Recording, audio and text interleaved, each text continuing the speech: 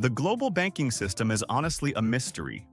There are over 30,000 banks around the world today, and together they hold unbelievable amounts of assets.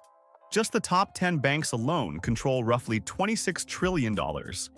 Yeah, trillion with a T. Banking feels insanely complicated now, but originally the whole idea was meant to make life simpler, not harder. Let's rewind to 11th century Italy. The trading hub of Europe, merchants from all across the continent gathered to exchange goods. But there was one huge problem: way too many currencies in circulation. In cities like Pisa, a merchant had to deal with 7 different types of coins, constantly exchanging money just to get through a normal business day. These money exchange deals usually happened outside on wooden benches, and that's literally where the word bank comes from the Italian word banco, meaning bench. Travel was dangerous, fake coins were everywhere, and getting a loan was close to impossible, so people started thinking, there has to be a better system. Soon, local brokers began offering credit, Genevan merchants experimented with cashless payments, and banking networks spread across Europe, eventually lending money even to kings in the church. Fast forward to today, banks are basically in the risk management business. Here's the super simplified version of how the whole thing works. People deposit their money in a bank and get a tiny bit of interest. The bank takes that money and loans it out at much higher interest rates. It's a calculated risk because some borrowers will always default. But this whole process is crucial for the economy. It lets regular people buy homes and helps companies expand and grow. In short, banks take unused money from savers and turn it into money society can actually use. Banks also make money from savings accounts, credit cards, currency trading, custodial services, and managing cash for businesses. The real problem with modern banks is that many of them abandoned the traditional safe and steady model and started chasing short-term profits with way bigger risks. During the financial boom, most big banks dove into financial products that were so complicated, even their own executives barely understood them. On top of that, they started trading for their own profit, making risky bets so traders and executives could collect massive bonuses.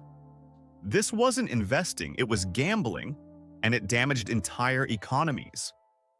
The worst example? 2008. Banks like Lehman Brothers handed out mortgages to basically anyone who could sign their name, creating an insanely dangerous level of risk. This fueled a housing bubble. When it burst, the US and European housing markets collapsed, stock prices tanked, and the global banking system fell apart. Hundreds of billions of dollars vanished. Millions lost their jobs and savings. Most major banks had to pay enormous fines, and bankers instantly became one of the least trusted professions in the world. Governments stepped in the US, and the EU launched massive bailout packages to buy toxic assets and keep banks from going bankrupt. New rules were introduced: emergency capital requirements, stricter regulations, and shock-absorbing buffers to prevent another meltdown. But not every reform survived. The banking lobby successfully blocked some of the toughest regulations. Today, new financing models are growing fast. For example, modern investment platforms that charge simple annual fees and don't rely on commissions, meaning they're actually motivated to act in their clients' best interests. Then you've got credit unions, community-based financial cooperatives, created in the 19th century to protect people from predatory lenders. Credit unions offer nearly the same services as banks, but they prioritize shared value over pure profit. Their goal?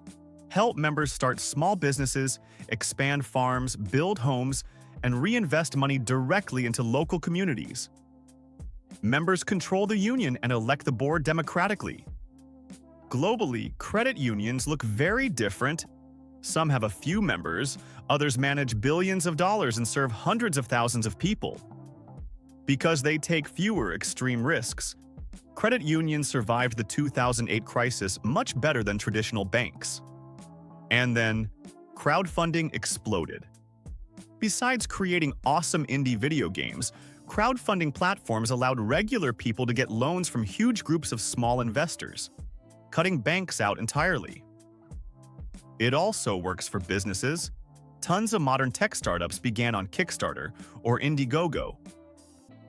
Investors get the satisfaction of supporting ideas they believe in, and since the risk is spread across thousands of people, no one gets destroyed if the project fails. Then you have microcredits, tiny loans mostly given in developing countries to help people escape poverty. Many of these borrowers were traditionally ignored by banks because they weren't considered worth the time. Today, microcredit has become a multi-billion-dollar industry that helps small entrepreneurs build real futures. So maybe banking isn't your favorite topic.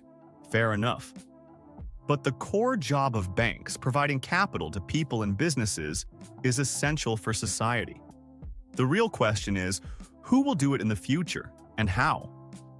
That part is up to us. Subscribe for more videos, and remember, YouTube's got something it knows you'll want to see next. Trust the algorithm. It's smarter than you think.